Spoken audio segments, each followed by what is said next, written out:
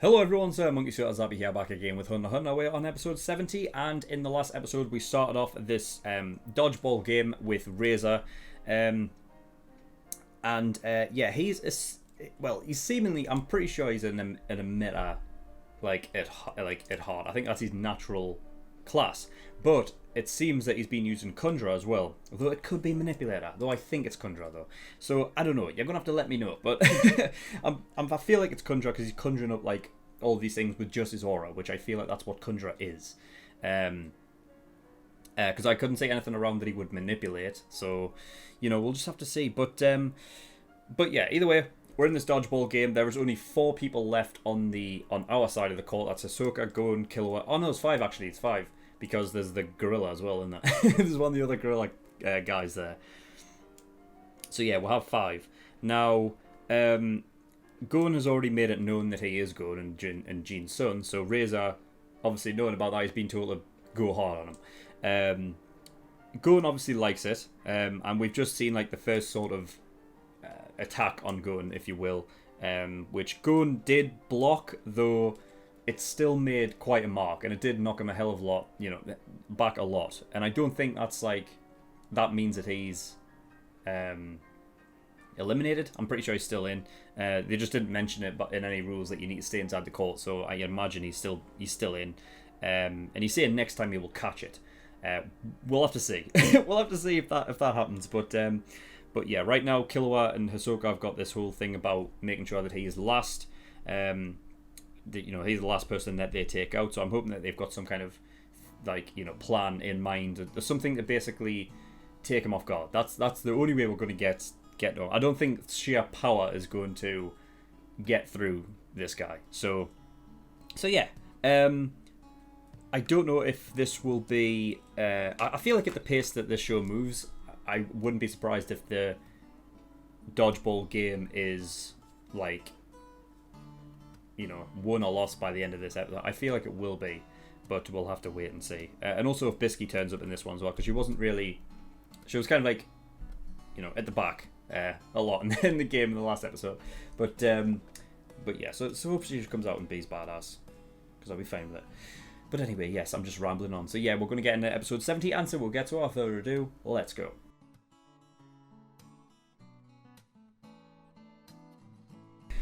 Okay, episode 70. Wow, that was probably, visually the most... Oh, well, I want to say that, but there has been a few... Well, the ones that come to mind were Kurapika versus Uvo, and then Hisoka versus... Gon at the arena, so the interesting thing that I'm getting is because of the way that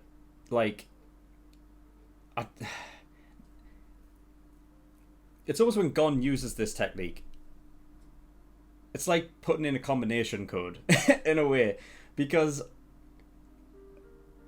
I think on the first one he just said first comes rock and then just immediately rock, right? But in the second one he said first comes rock and then he said rock, paper, then rock again. So I don't know if he I've got to, because they haven't really explained exactly what he's doing there. I know that paper is an emitter thing, so that is emitter sort of power that he's using there. So does that mean he's using a combination of both at the same time there? But I imagine because rock is his enhancer thing, I wonder if it's a case of every time he announces it as rock, it enhances it a bit further.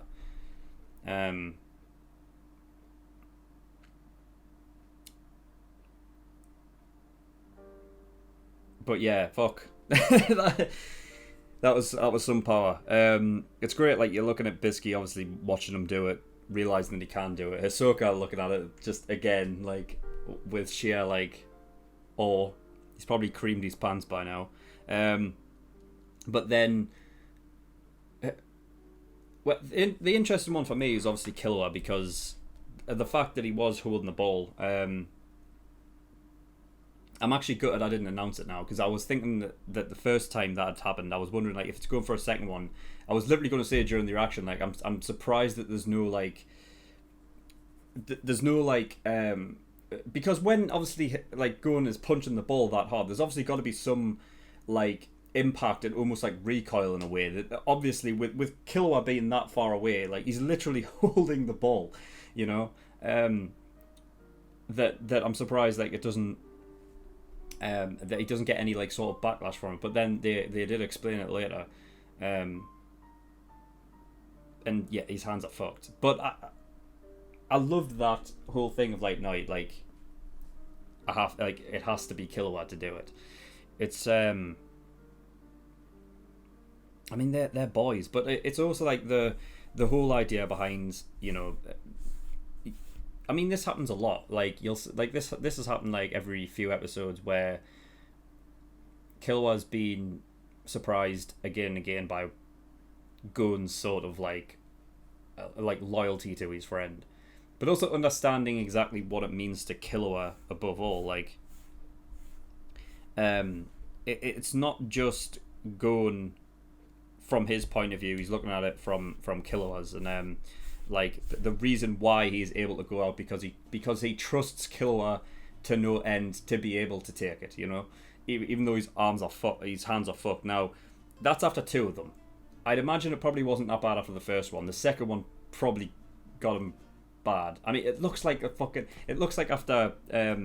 Deku's like when he was using these fucking, you know, like when he used it twice and his fucking fingers were like purple and, you know, like that because he had essentially like he was using like broken fingers.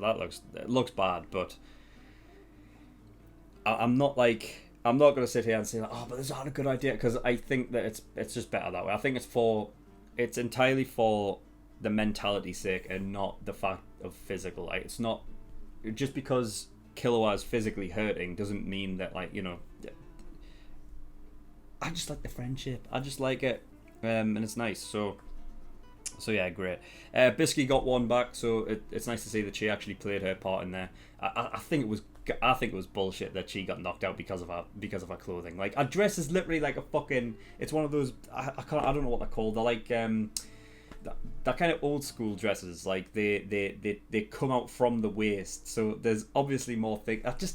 They should have fucking stated that as a rule beforehand. But the fact that they did it mid game is garbage. Because you can dodge yourself, right? But like your clothes aren't a part of you, so they're obviously going to be slower than your actual body, especially when you're moving at that speed. Like if you're moving that fast, like it could literally stay up there for like a full second. And considering how quick the ball's going, they'll have no chance. So I think it's garbage that she got knocked out, but. Oh well, you know, making rules up on the spot and all that garbage, but yeah.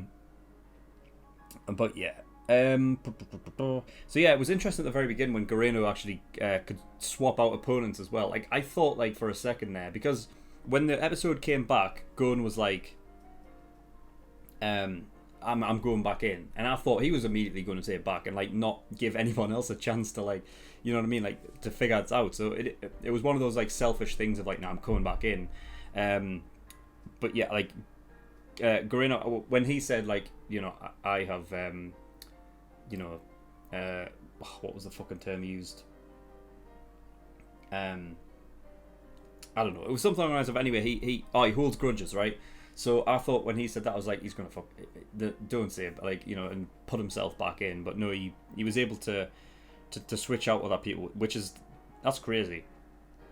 Because I can kind of understand on a level that like how he's able to do it with things he creates, but how he's able to do it with other people without even touching them, like that's nuts.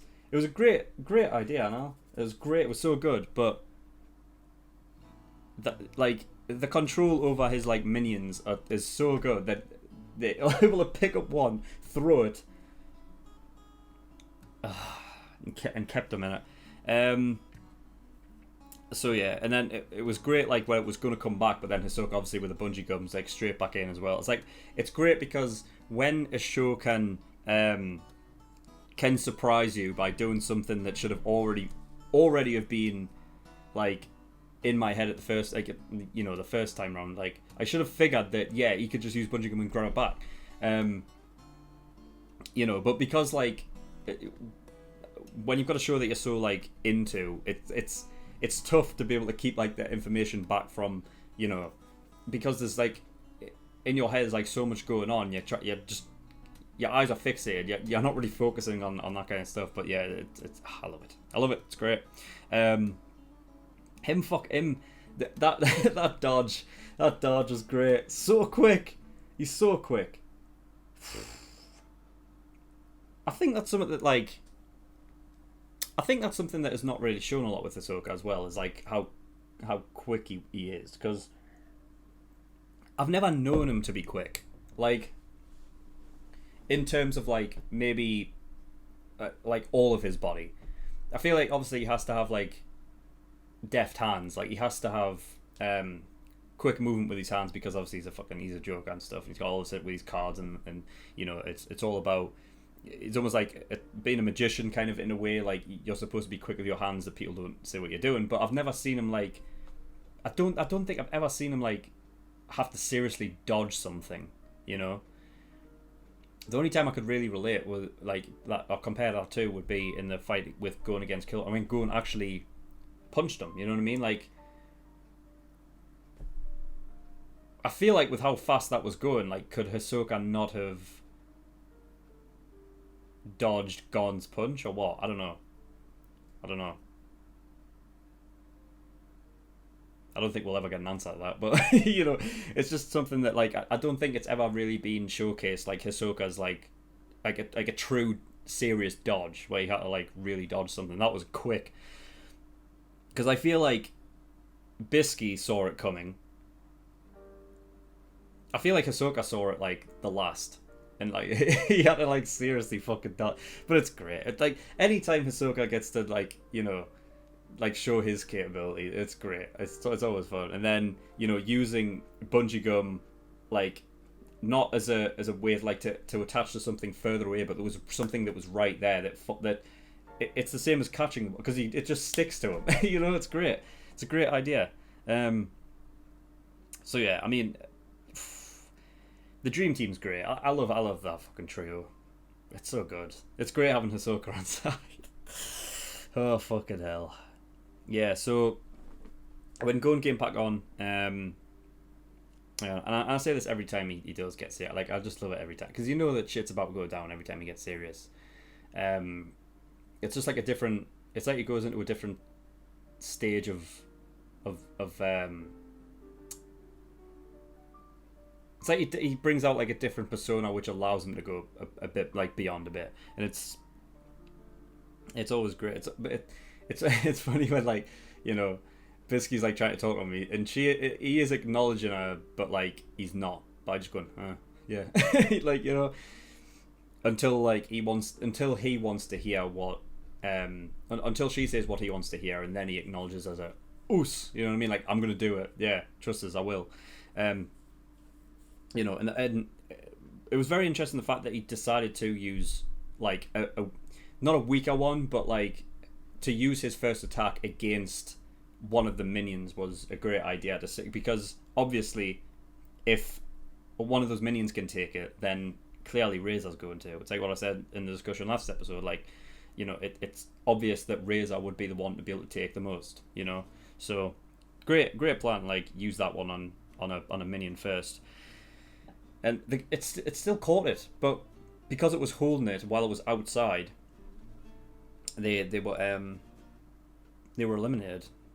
And yeah, that's something like it was a question from that. I didn't think that Gon would have been eliminated at the very beginning of this, because they never announced it at the end of last episode. But yeah, I wasn't expecting that to be the case, because apparently the ceiling's an extension of the floor, so it's basically if it just hits anything outside of the court, that could possibly be, you know.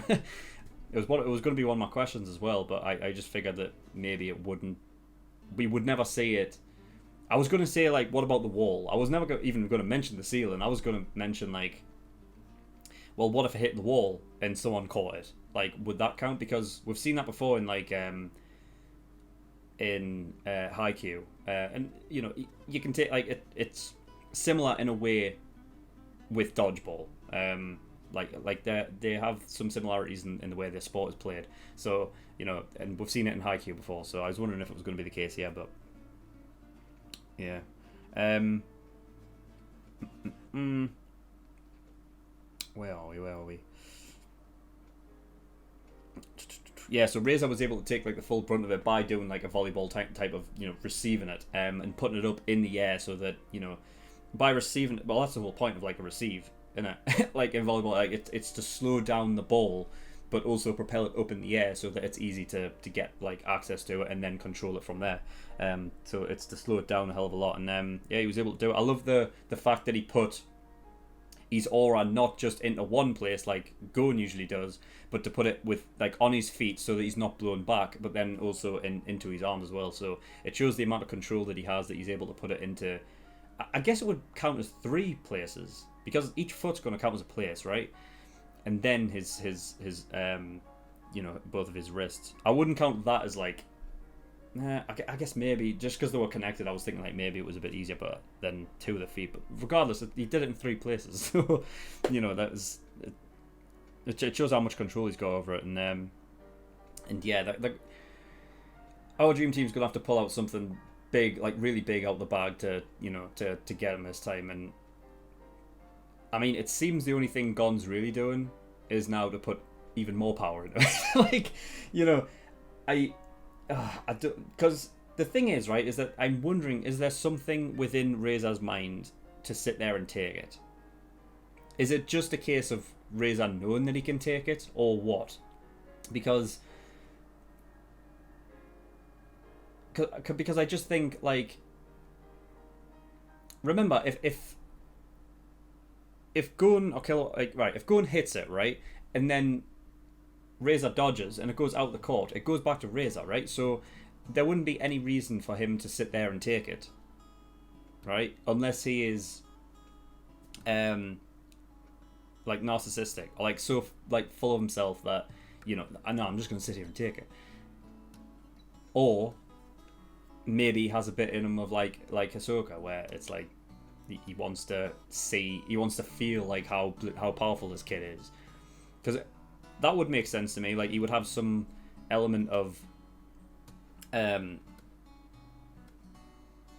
you know, I feel like he would want to know how much potential this kid's got because he's Jin's son, right? And obviously they know each other, so, you know, it would be interesting. I could just see that being the case. So I don't know. Either way, I just think that, you know, there is no reason why Razor has to stand there and take it, yet he does anyway. So I feel like either it's a case of like he is just, you know, he has that much confidence and whatever in himself that he can just sit there and take it, versus like, you know, or it's just, yeah, like he wants to just, you know, feel the power of it.